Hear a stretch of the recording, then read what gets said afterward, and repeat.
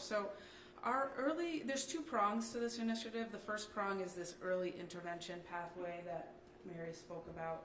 And this is really about putting in place access to voluntary services for youth and family before they become involved in the criminal legal system. As you can see, this is one-way information sharing. And so what we set up with our law enforcement partners was regular meetings and opportunities for them to share information about young people that they had concerns about related to youth auto theft related behaviors, but did not have sufficient evidence to present a case to our office for charging. Our team would then review for eligibility, and what that means in practice is that our youth prosecution, our child protection, and our truancy teams would do a file clearance to see if that young person is already receiving services through the county through a different system involvement. And then if not, and if they were eligible, they would be referred to social workers for outreach to the family and youth to provide voluntary services. So we began this work in June of 2023, and between June of 2023 and May of 2024, we had 205 youth referred by law enforcement for this initiative.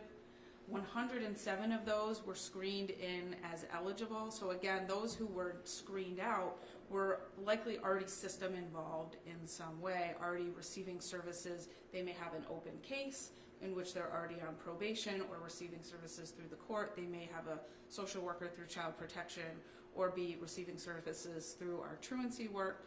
And this is important, again, because it's one-way information sharing. So law enforcement refers the case to us. 107 are screened in as eligible, and then of those 107, 105 had been referred to a social worker for outreach and services as of the time that we pulled this data. And so participation is completely voluntary, but what we're finding is that youth and families are overwhelmingly accepting these services, which really aligns with research that demonstrates that voluntary interventions with youth are most successful. We receive referrals from all over the county. This slide shows you that the majority of the highest percentage of our referrals come from the sheriff's office. It's important to know that their work spans the entire county, so they refer youth from across the county. Each referral is attributed to a single agency, even if multiple agencies have had contact with that young person. And then if they're screened in as eligible, what do the social workers do? So they attempt contact with the youth and the family. They, as of this data, they had attempted contact with 100% of the youth and families referred to them and successfully made contact with 73% of those youth and families. And among those successfully contacted, so among that 73%, social workers offered or directly provided resources to 95% of the youth and families. And this is very individualized, right? It's very much about what does this young person and family need to be successful moving forward. It can include the county's family response stabilization services, mental health resources, case management, public assistance, transportation, sometimes just meeting basic needs like clothing, food, shelter, and working related to school re-enrollment. And so that's for the first prong. For the second prong, this was about our internal work, saying if we're going to ask our partners to refer youth for early intervention, we also need to be accountable here at the county attorney's office for intervening quickly as well.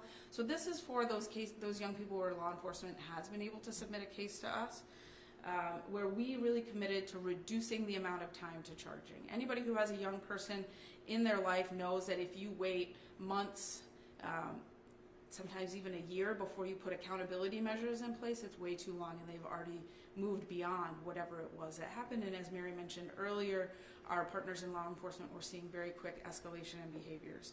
So we committed to making this change internally, where we significantly decreased charging time. So we increased by 18% the number of decisions that were made within 3 days, and by 24% the number of decisions that were made within 10 days. And we also worked with our partners. I want to thank our partners in the court system who worked to put in place immediate access to voluntary services once a young person is charged. Because simply charging a young person is not an effective intervention. It's having them enter the system with immediate access to those voluntary services. And I'm going to pass it back to Mary.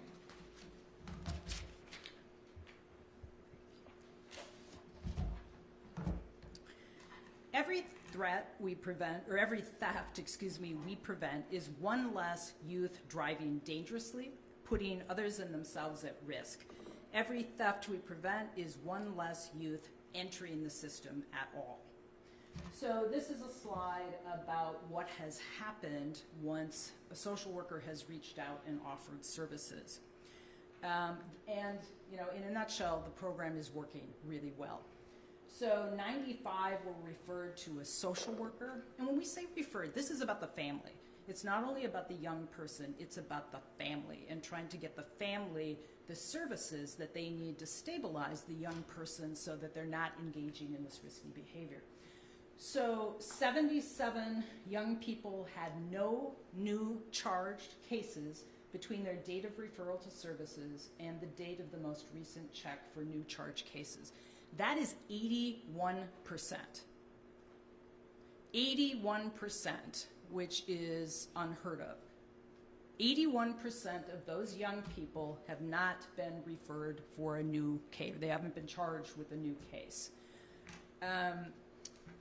We also know, this is on the next slide here. So here are auto thefts as reported throughout the county. Last year, January through May, there were about 4,800 car thefts reported. This year, that same period of time, it's down to about 3,300. So a dramatic decrease in the numbers of car thefts reported. This data comes from the Minnesota BCA, the Bureau of Criminal Apprehension. This data comes from law enforcement. So each department is responsible for submitting this data. This data comes directly from law enforcement partners throughout Hennepin County.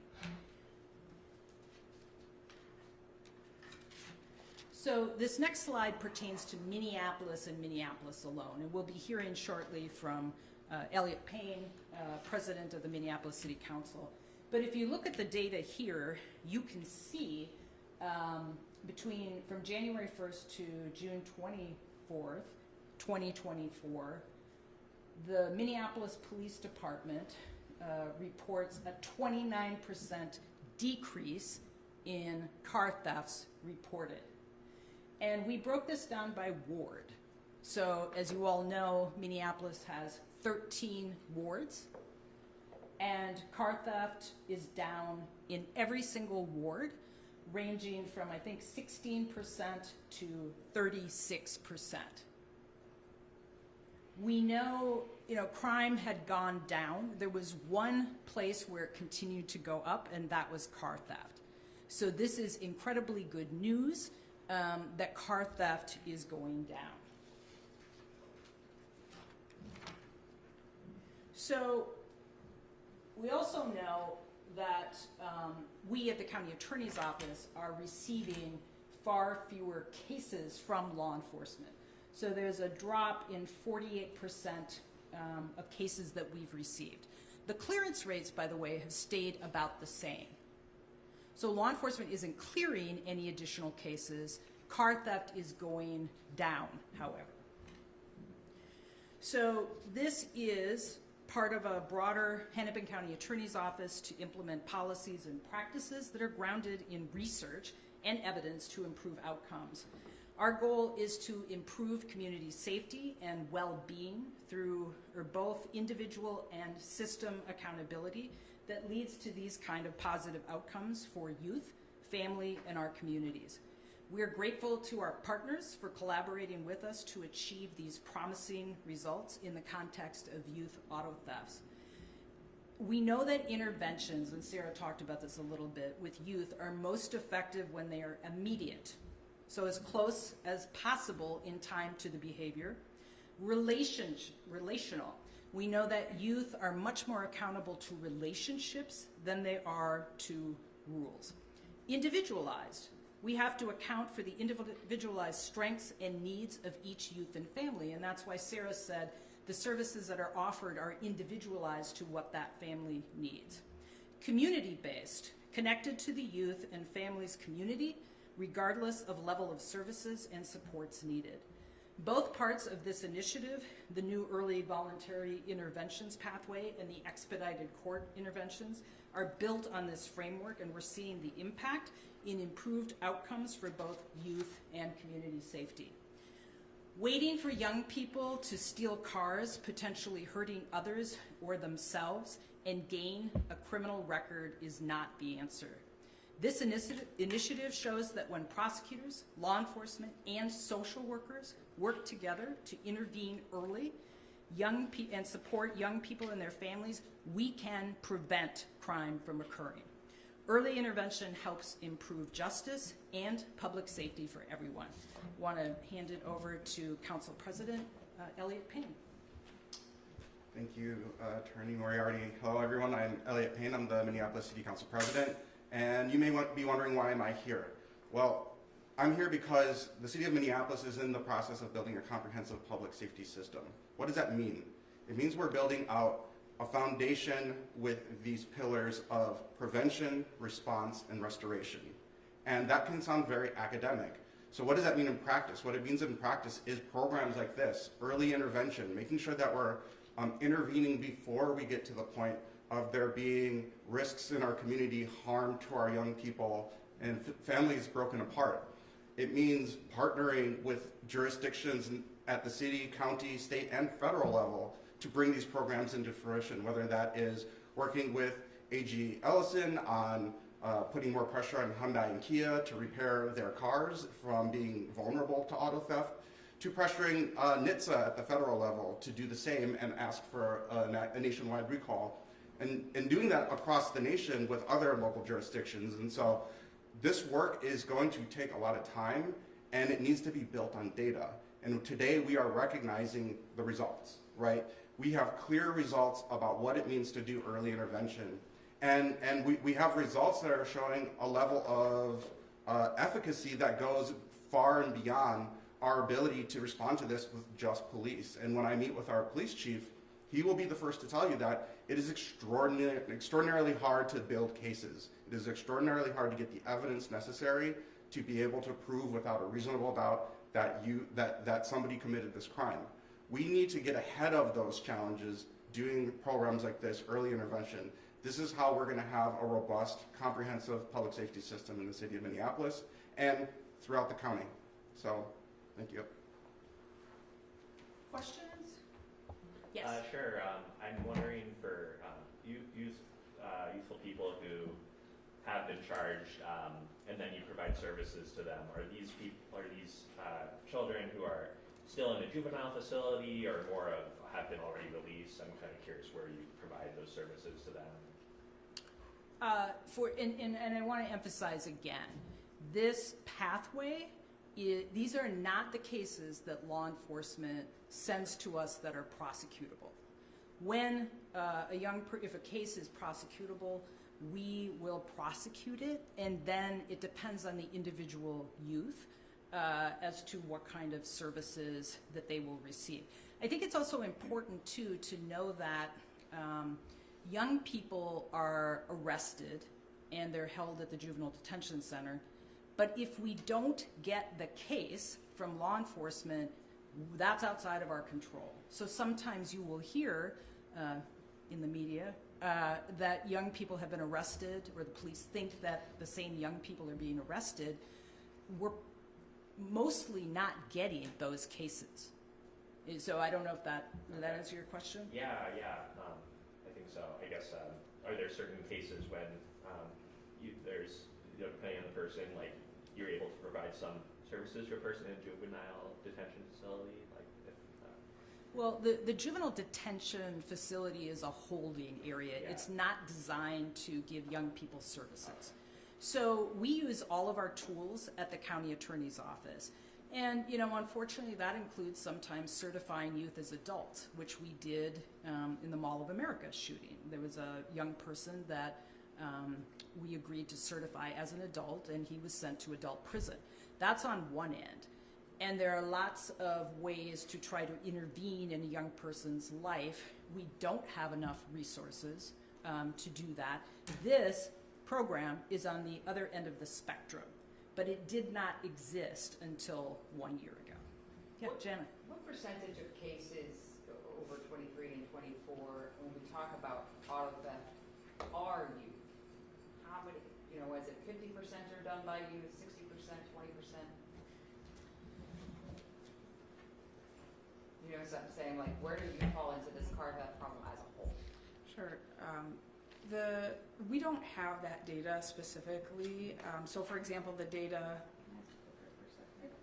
related to Minneapolis, that's just reported auto thefts, and because a lot of them aren't solved, right? The clearance rate, as Mary mentioned, hovers around 4%. Unless they're solved, we don't know if it was a young person or an adult or some combination. So what we have to look at is the data that law enforcement reports to the state, and I believe this actually came from MPD's crime dashboard themselves, about how many auto thefts are being reported to them. But we can't break that down by youth or adult unless it's solved, and so that's where what we can look at is how many cases are being submitted to our office by law enforcement for charging consideration for young people in the context of auto theft. And that's where, when we looked at January through May of 2023, which was the period of time before this initiative started last year, and compared that to January and May of 2024, during which time this initiative had been up and running and was continuing, it was a 48% drop in those submissions. It's a great question, but unless the cases are cleared, we can't determine whether it was a young person or an adult. My second question may be just a little bit more heady, and you got to kind of think. We're not talking about specific individuals, but when I look at the services that you are able to provide these youth that accept, or the families that accept, a common perception, unfortunately, in community is that the kinds of kids that do this are X, Y, Z. And it looks like a lot of the services that you're providing are showing, at least to me, that they need some basic needs that aren't even being met. The people that are stealing cars are not getting basic needs met. Clothing, shelter. Is that a fair assumption? Yeah, I think that's a great point. And I think the success of this program shows that, right? If these are the services that are being offered, well, I ruined it now. Yeah, the services that are being offered are pretty basic, right? So if providing those basic services mean that 81% of these young people aren't coming back with a charged case is huge. These are young people who, were coming off of COVID. There are mental health issues. There's housing instability, food insecurity, all of these issues. And if we can intervene with those basic things that every young person should have, that can help stabilize that young person's household to the extent that they're not engaging in this kind of behavior. So absolutely. So I have a couple thoughts here, kind of a lot to unpack with everything. Some of my reporting I do in the community. One, you mentioned the Mall of America. I know off topic, but you said you went and certified a teenager in that case. But Judge Scoggin did at sentencing question why more of these young people who basically assassinated that young man were in charge in the adult system. So some of the criticism that's in the community is how you go after sort of the more hardened offender. I understand there's great success in this. My question, I guess, is kind of packed into like, who do you think we're sweeping up in this? Like the kids on the periphery who are, have the candy bar in the back seat. Let's hop in the car with the kid who's got the gun, if you will. Like, are we sweeping up real potential dangerous offenders? I think about recently. Case made some headlines. I think Fox 9 just certainly mentioned that a kid with several arrests documented, even a couple prior charges. He's got guns. He's got a baby loose in the back seat. He's a teenager. I mean, that kid is a danger to society. I mean, the criticism I think this office gets is we don't go after necessarily the worst offenders or most dangerous offenders hard. Can you speak to still going after and keeping the community safe from the real dangerous folks while trying to maybe help these people on the periphery of these crimes, if you will? So the one case you talked about of the young person who was said by MTPD to have a number of arrests was not submitted to our office for over a month. So that young person was in the community. When it was submitted, we charged it. When we get cases from law enforcement that are prosecutable, we prosecute them. So what I would say, the answer to your question is this. I look at certification studies. So if we have a young person who has engaged in some violence and we ask for potential certification, we get a psychological report, we get a study from probation. What strikes me, and I've seen a number of those, and what strikes me is in many of those situations, the young person wasn't in school. The young person wasn't in school. They were as part of child protection. Their family moved from house to house to house. All of the things that are being offered here, I often think if those things had been offered to this young person, they probably wouldn't be here. And that's supported by the data from CISA, the intelligence data from the sheriff's office. That's why I said their data is showing that young people who are involved in risky behavior and car theft, in a matter of months, are escalating to carjackings, gun crimes, and that kind of thing. So there's no like hardened young person who just decides to go out and shoot somebody. It starts when they're young. And if we can have these effective interventions early on, they may not be with us. They may not victimize somebody else, which is why, you know, sometimes people say, well, why aren't you focused on accountability? We are. When law enforcement brings us a prosecutable case, that doesn't just mean an arrest, we prosecute it. We hold young people accountable. But that's after the fact. And I'm pretty sure you've talked to a number of victims who would tell you, I would rather that the young person not harmed me. That's what this is about. So we use all of our tools at the county attorney's office. We do hold people accountable. When you report there were a number of arrests or something like that, it's really important to look, if you can, because you can't get access. That's part of the problem with trying to park, like with this information you're giving us today, like who are these 95 people we've contacted? Like, let me see their like, you know, you can't do that and we can't see it, so we're taking your word too from this, you know, in a way. Well, so what I would tell you is, why do you take law enforcement's Well, word? You do. You report yours today. And you report law enforcement. Clarity on. So what I would say to all of you, actually, when law enforcement says about a young person, they've been arrested many, many times, inquire about that. How many of those cases were actually submitted to the county attorney? Inquire about that. Here, you know, one important thing about this actually is, Sarah mentioned that it's a one-way informational system. And that means that even we don't know which kids are part of services in the county.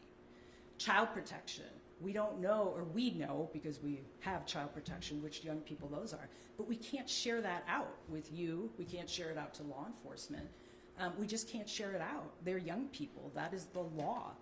But what we can tell you, and a lot of this data comes from behavioral health in the county, that we know that these young people are not being referred to us for prosecutable cases at a rate of 81%. The fact that you don't know who they are is neither here nor there. I don't need names. I mean, you know, what was their connection to X crime? Like, how did these people come to you? You know what I mean? They came to, no, that answer is very simple. They came to us because law enforcement told us about them. All of the people that are all the young people referred to us come to us from law enforcement. And that goes back to why we started this initiative in the first place. We knew clearance rates are really low, 4% or so. So of all the cars that are stolen in Minneapolis, 4% of those cases actually get submitted to us at the county attorney's office for potential charging. So and we know there are a number of reasons for that. Young people wear masks, I mean, all kinds of reasons for that. But knowing that that's the issue, right? I mean, aren't we here to problem solve? We know that it's a problem that law enforcement can't solve car theft cases. So rather than throw up our hands and say, well, there's nothing we can do, as the office has done in the past, we said to law enforcement, what if we meet with you and your data analysts, and you tell us the names of these young people who are at risk, and we'll run them through our database. And I know there's some frustration about we don't name names, but what difference does it make in terms of the law enforcement can't even get us a case, right? They can't get us a case. These aren't prosecutable cases.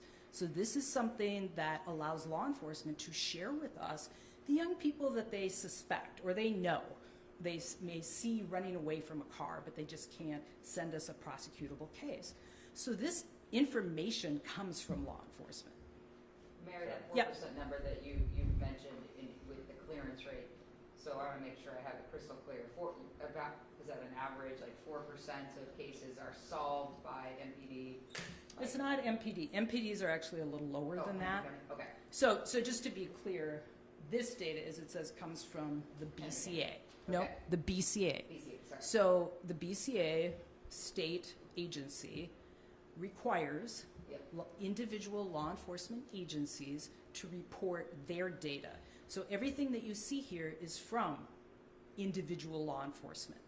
This particular graphic talks about motor vehicle thefts and clearance, Hennepin County. So the 3.7% is across Hennepin County. Minneapolis, I think, is about 2%. What I want to be clear on Yep. is, like, if these cases or a 2% case, that's what you can charge. You can charge Yes. that percentage of cases. Yeah, That's so what the- you're saying clearly. Yeah, the 4% or 2% are the cases that come to us for charging. Gotcha. Yep, the rest of those cases never hit our desk. And understand, too, that the youth might have been arrested. That happens frequently. A youth may be arrested and held at the juvenile detention center, but if a case isn't submitted to us, by law, that child is released. We have no control over that. Last couple Wait, questions, wait, yeah. wait a minute. I'm just curious how direct the relationship is between this program and the decline in auto thefts compared to 2023 to 2024. Like how can you say this program is successful? I know you mentioned earlier that you can't determine how many people stealing cars are youth and how many are adults. And I'm just curious if you could speak to how direct the success of this program is to the decline in car thefts and what other factors may be at play there to that decline. Yeah, to explain why crime declines, we rely upon criminologists years from now, but they would say there are probably several factors. What we do know for sure, car theft has gone down dramatically. And are you saying that's in part because of this program? We believe it is in part because of the program, because the clearance rates have remained about the same. So we're not getting any more cases from law enforcement. Auto theft has gone down. And I'm not here saying that this program is responsible for all of that, but it certainly is a piece of it. And we know that these young people, the 81%, were out there, because law enforcement tells us that, engaging in car theft. But those young people are not engaging in car theft, at least to the extent that we get any kind of prosecutable cases. And I was just wondering what factors go into accepting a referral from a police department. Do you want to talk about that? So generally, when law enforcement submits a referral to us, our office, again, is doing a file clearance. So we're checking to see, is that child already system involved?